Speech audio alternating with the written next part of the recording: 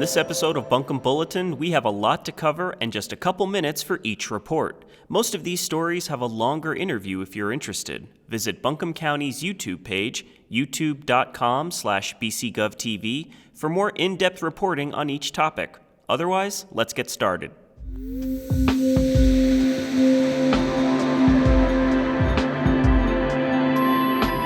So every year we're concerned about ticks and mosquitoes. Although most mosquitoes are not a threat immediately, some are. Mosquitoes in particular in western North Carolina, we're concerned about a disease called lacrosse encephalitis. This is a disease that mostly impacts children under the age of 16 years of age, and every year we end up with children in the hospital, intensive care units, from a bite of a mosquito because of a virus they transmit. The mosquitoes that transmit the virus that causes lacrosse encephalitis are of a group of mosquitoes that are mostly active in the daytime or early evening, and they will lay their eggs in standing water or areas that are prone to flooding. When those eggs hatch, they turn into these aquatic or sort of waterborne, if you will, life stages called larvae. And those larvae can develop in the matter of a week or two. And so it doesn't take very long. These are very temperature dependent sort of dynamics. The warmer it is, the faster those mosquitoes can develop in their aquatic life stages. For ticks are a little more tricky. They can transmit diseases that are caused by bacteria. They can transmit diseases that are caused by viruses. And then in rare cases, they can transmit diseases caused by parasites. Here in western North Carolina, we're really concerned from a tick perspective about two particular diseases, one called Lyme disease and the other one that's historically been called Rocky Mountain spotted fever. Both of these diseases can cause febrile illnesses, so where people have fever, they can have rashes, they can have chills, muscle aches, and if they're not treated quickly, they can cause very severe complications, including rarely death. With both mosquitoes and tick-borne diseases, we know your risk comes from increased number of bites. So if we can reduce the number of bites, we can reduce the risk for disease. There are simple things you can do. I like to think about them in terms of, dress, drain, and defend. There are things that we can do in the backyard to reduce mosquito abundance. In particular, getting rid of standing water. Can you tip that item over and get rid of that standing water, or recycle or toss that piece of equipment or that toy in your backyard that you're no longer using? But there are some times where you might need a little help with mosquito control. If you're noticing a lot of mosquitoes in your yard or on your property or around your outside space, please give us a call at Environmental Health at 828-250-5016. We will be happy to come out, make a visit, and make recommendations.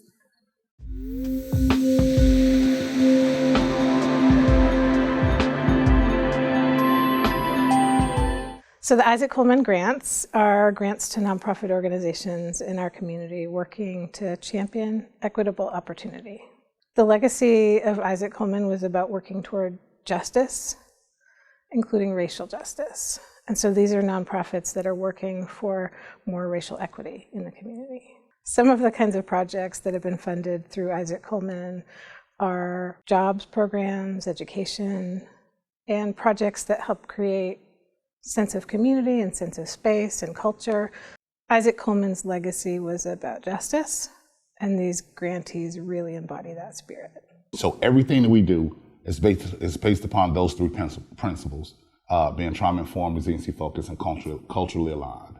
But with us understanding that through the social determinants of health and other disparity studies, that Black and brown people, specifically Black people, there's a wider gap when we talk about the services that they're offered and the things that the community needs in order to start healing and to be better. So Buncombe County Department of Health and Human Services, they utilize our services. We have a contract with them to provide domestic violence intervention for offenders as well as survivors. We also have a contract with the United Way where we have a learning center, aka a learning pod. First grade to 12th grade to have access to our internet so they can do their virtual learning. But it's more than that for us because we also provide trauma-informed, resiliency-focused care for all of our students with that as well. Because of the Isaac Coleman grants, we were able to start developing those peer support specialists that we need to be in the communities to do the work. Peers can have a direct positive effect on their peers when it comes to people being able to serve other people being able to talk about problems, people being able to discuss their trauma. So the Isaac Coleman Grant has given us the ability to, get these people, get them certified, and put them back in the community. Read to Succeed is a local literacy nonprofit. We are on a mission to close the race-based opportunity gap in our community right here in Asheville and Buncombe County through community-powered literacy programming that involves children, their families, and our community partners. So the Isaac Coleman Grant specifically helps us look at the opportunity gap, which is huge between Black and white students in our community. If you look at the data and we see that around less than a quarter of Black students, 3rd to 8th grade, are reading at grade level compared to their white counterparts, which are around 80%, we could see that there's a huge disparity there, and it's not about ability level at all. Right, it's not about intelligence at all. So Isaac Coleman, he started Read to Succeed to close that gap, and receiving this grant last year has inspired us to expand our work and our approach to how we support students in learning to read. And we're so excited to see what this work can be moving forward, and getting to work with these amazing kids, as the cherry on top.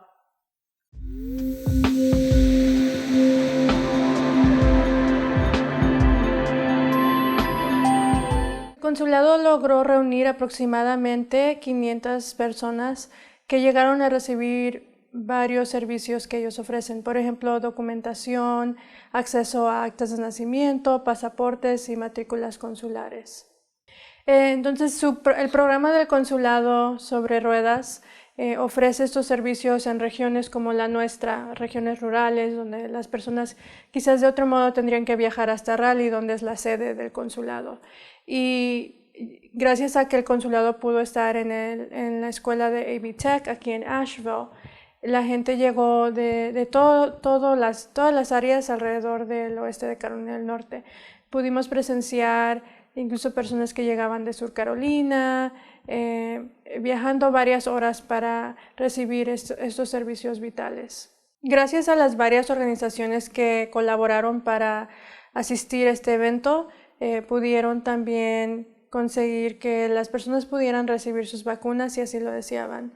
Entre esas organizaciones existió la colaboración con YMCA, CIMA, Western Carolina Medical Society, la Oficina del Alguacil y el gobierno del condado de Buncombe. Bueno, particularmente como mexicana puedo compartir que estos servicios son sumamente importantes para nuestra comunidad. Sin estos servicios no tenemos acceso a obtener formas de identificación o a pedir servicios que son muy importantes para nuestra comunidad. Gracias a estos servicios nosotros podemos obtener nuestras actas de nacimiento, nuestros pasaportes que ya se pueden utilizar como formas de identificación. Creo que estamos llegando a un punto en el cual estamos queriendo empezar a entender las varias necesidades y diversas necesidades que existen entre nuestra comunidad, no nada más mexicana, sino muchas de las comunidades que se han visto muy afectadas por esta pandemia. El hecho de que se haya logrado este evento es muy importante para nuestra comunidad y gracias al Consulado de México, esos servicios se brindaron aquí en nuestra localidad en Asheville. Y eso es muy importante, no nada más para esta comunidad, sino para toda una región. Así que nos sentimos agradecidos con el consulado y con la comunidad que está trabajando arduamente para que más eventos como este sean posibles.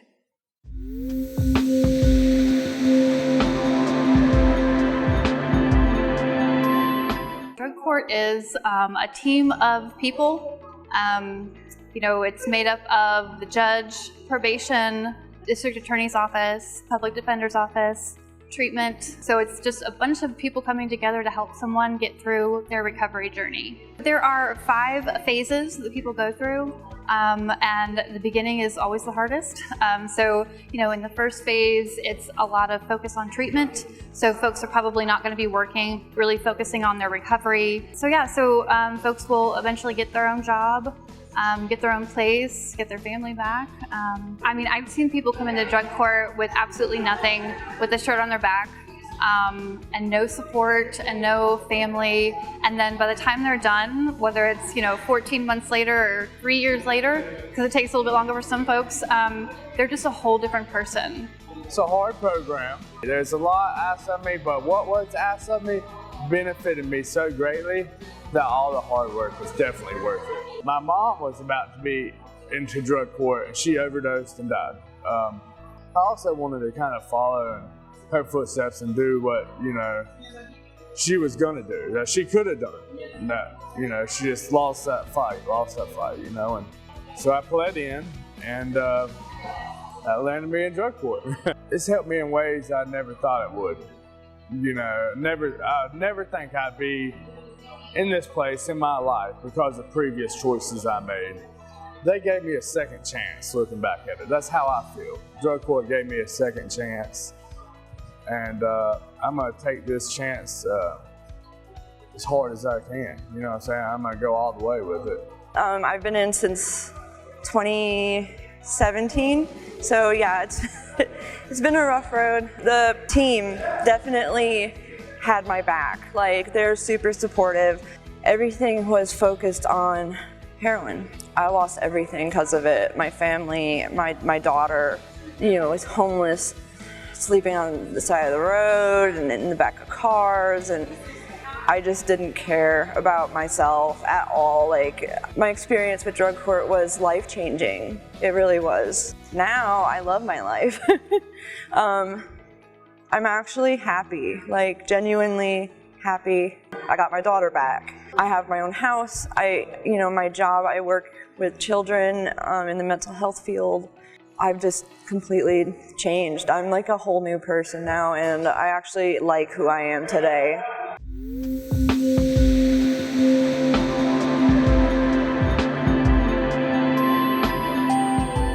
Just in time for summer, we're really happy to announce a few new amenities that are happening at some of our parks, including the grand opening to the public of the East Asheville Library site.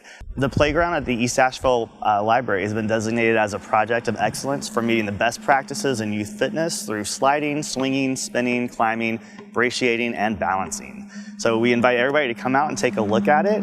Actually, right when you get there, there's a QR code that you can scan, and you can find out more information about all the cool things that there are and the specific functions that they serve. If you live in East Asheville and this is your local library branch and your local playground, please come out and take a look at it. But even if you don't live on this side of town, take some time to come on over here and see the new exciting things that are happening on this site. In addition to this brand new playground that we've installed at the library, we're replacing the playground at a Hominy Valley Recreation Park, which is over in Inca Candler. That playground that was there was probably getting close to 25 years old, and so there were parents who have 10-year-olds now who are playing on the same equipment that they were playing with when they were 10, and so it's a really great thing that we're able to update that, enhance it, and bring in something new for the community over on that side of town as well. It is a smaller playground, but we're also doing some other enhancements out there to the basketball court and to the fields that are out there to just really give a refresh to that area. Hominy Valley Pool is also over there, and our pools are open for the summer. So it's a really great thing to be able to sort of go between the playground and the pools for kids who are in that younger age group. Buncombe County Sports Park, we just completed putting in a second sand volleyball court. That will allow leagues to use both of them and have up to 4 teams playing at the same time. Also, whenever there's not a league playing, members of the public are welcome to go out there and take advantage of that wonderful amenity as well.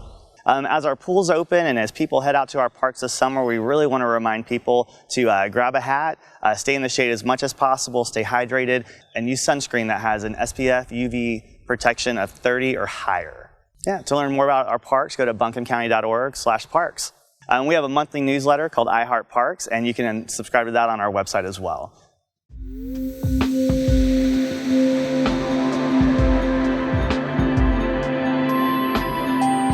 The Buncombe County Veteran Services, we assist veterans in every benefit that they may need help applying for, whether it's a federal benefit, state benefit. We also work with our local partners, the Charles George VA Hospital, the Veterans Restoration Quarters. We assist folks with all the monetary benefits, education, home loans, homelessness. We help veterans with that are dealing with homelessness. So pretty much a full array of any benefit that they may need help applying for. for them and their dependents. A lot of it is actually for dependents, different benefits that dependents may be entitled to. A lot of veterans, when they get out of the military, they want to be as far away from any type of government as possible. So, it may take them a couple years to come and apply for benefits. So you do get a class when you leave the military about what benefits you may be entitled to, but a lot of folks, sort of, as I said, fall through the cracks and may not know that they have education benefits or a home loan benefit or a disability compensation or the different monetary benefits. Most of them are federal benefits that you get based off of your service. So whether it's a disability you incurred in service, there may be a monetary benefit, there's a pension benefit, and then different healthcare services based off of the different parameters regarding your service. Yeah, folks fall through the cracks all the time, but we get referrals from the hospital. We have one of the better VA hospitals here in Buncombe County, and so we get a lot of referrals from outside the county.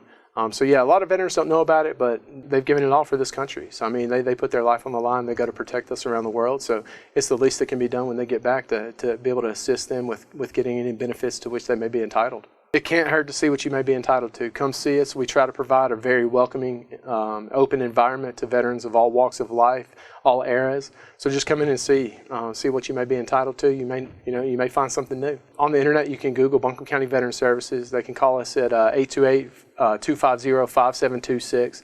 However you need to get in touch with us. COVID's changed the world, so we can do business online, over the phone, through the mail, in person. So whatever's easiest for the veteran.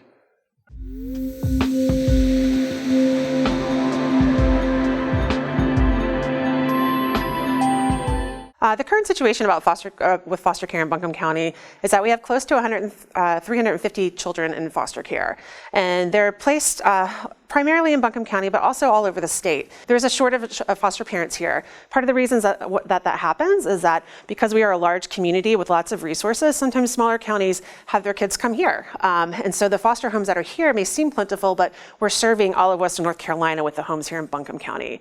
Foster parents play a vital role in the lives of these children. Having a foundation of trust and stability as a child is the most important thing for them. You're building someone's psychological and emotional health so that they're going to have successful relationships and successful boundaries with folks as they grow older. My experience of being a foster parent has been really good. We started fostering back in 2001, and I've fostered off and on since. I've done ages birth to 12 years, and we've had a lot of fun and really enjoyed it. And I always knew I wanted a big family, and I think being able to help these children that need a stable home has been a real pleasure for me, and I just enjoy having them around. I guess really I wasn't prepared for how rewarding it would be. It's very rewarding, and I don't even know the number of children that I've had, but I can remember the majority of them and the experiences and how they affected me and how I affected them and how it just really worked out really well. Currently, what would be great to be able to have as a resource in this community are foster parents who are willing and able to take sibling groups. They've had this pretty traumatic experience in their home life that has led them to come into foster care, and then they end up getting split into 4 different foster homes, or it's into group homes. It's an uneasy situation. So those homes are extremely important. The other homes that we are really in need of in this community are homes to work with kids that are 12 and older, 12 to 21, and through our extended foster care program. Sometimes maybe these kids carry a stigma or something that comes with them, like, oh, these kids are very troubled, they're more than I can handle. But that's the furthest thing from the truth. Any teenager is hard to handle. That's the virtue of being a teenager, learning your independence. And so these kids are just like that, and they are in dire need of having those same connections and those same safe homes, and not to be in group home situations. Becoming a foster parent, it's not necessarily the simplest task, but it's a rewarding task. There's a lot of paperwork to sift through. You have some physicals you have to have done, fire marshal, things like that. But all in all, it's not that bad, and it doesn't take as long as it feels like it's going to take. You start off with a course that we teach here at Buncombe County. It's a free course to the public. It's 6 weeks. And what it does is teach foster parents all kinds of things from the get-go. Kind of like, what these kids, what kind of issues are they going to have when they come to you? What is your relationship with the biological family going to look like? What does it look like for these kids for long-term planning and for courts? And what other folks are you going to be working with in that case? It's really the most challenging and rewarding volunteer experience of your life.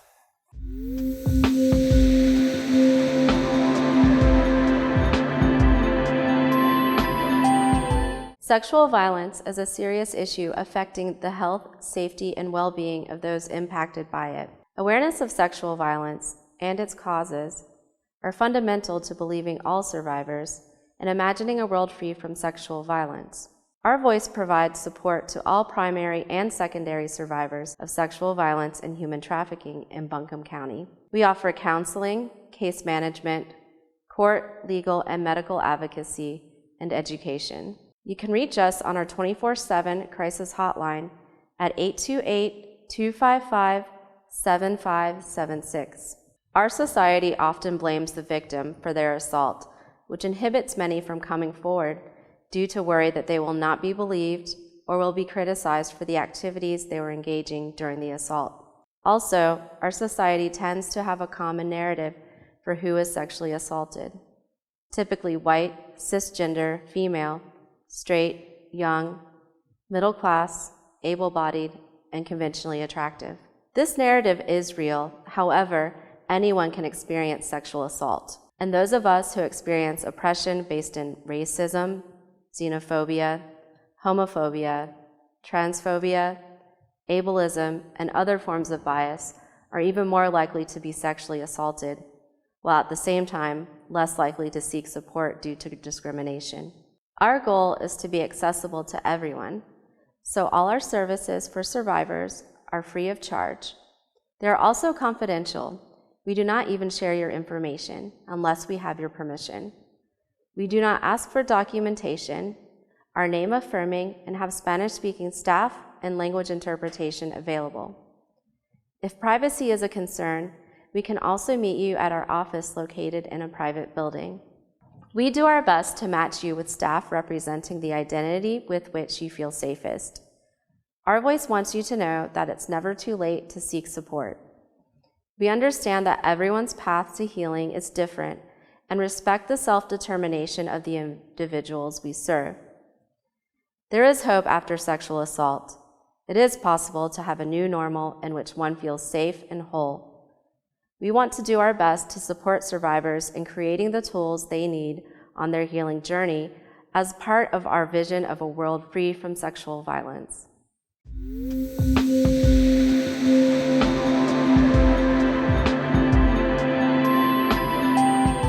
So a comprehensive plan is a long-range vision. It's a 20-year plan for how a community will grow, vision for the future. It discusses needs. It looks at issues and challenges. So a comprehensive plan has some basic tenets, if you will. Of those would be infrastructure, transportation, things like affordable housing, hazard mitigation, environment. But it's not limited to just those items. It can be whatever the community decides it needs to be. We have a number of challenges here that are not experienced in other areas of the state and the country. And so coming up with a unified plan is absolutely critical. Working not only with residents, but also our business community, and many others. We have to come up with a way that we deem appropriate for us to grow in the future. So the idea is that you have to plan now in order for your ability to look out and think of what things and technology, what emerging trends are going to take place within that long-range cycle. Otherwise, you're essentially planning in a vacuum. Community input is paramount for this process because it is a conversation with residents all across our far-flung regions across the county. We need your help. This is a very large, labor-intensive process. We need to make sure that we fully capture what the issues and challenges are across this county. We'd like to hear from Barnardsville and Sandy Mush, Avery's Creek, Broad River. This is our opportunity to do something special here. We will be putting out any number of requests through social media channels on our website. We need your involvement. We need to hear from you. This is our plan.